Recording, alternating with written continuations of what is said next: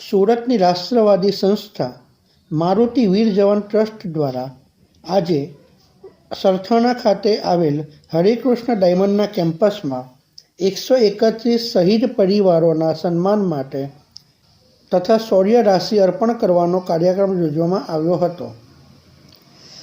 આ કાર્યક્રમમાં મુખ્ય અતિથિ આપણા દેશના સંરક્ષણ પ્રધાન શ્રી રાજનાથસિંહ હતા. તેમની સાથે અન્ય ગણમાન્ય મહાનુભાવો પણ ઉપસ્થિત રહ્યા હતા. કાર્યક્રમના પ્રારંભમાં પ્રસિદ્ધ કલાકાર ભાવિન શાસ્ત્રી દ્વારા દેશભક્તિ ગીતોના કાર્યક્રમ રજૂ કરવામાં આવ્યો હતો. આજ દિન સુધીમાં દેશના વિવિધ રાજ્યોના 320 શહીદ પરિવારોને શૌર્ય રાશિ અર્પણ કરવામાં આવેલ છે.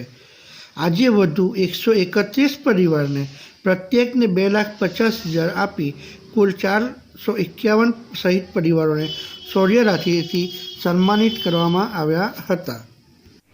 આપણા સૈનિકો સરહદ ઉપર અડીખમ ઊભા છે. જેમાં અમુક સૈનિકો આપણા અને આપણા દેશની સુરક્ષા માટે યુદ્ધ સમયે શહીદ થઈ જતા હોય છે. આવા સૈનિકોના પરિવારને સહાયરૂપ થવું એ દેશના પ્રત્યેક નાગરિકનું કર્તવ્ય છે.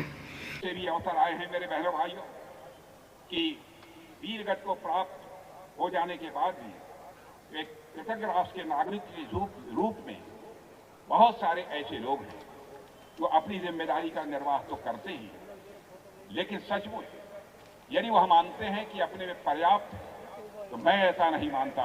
मैं मानता हूं कि जितना भी उनके लिए किया जाए वह कम है.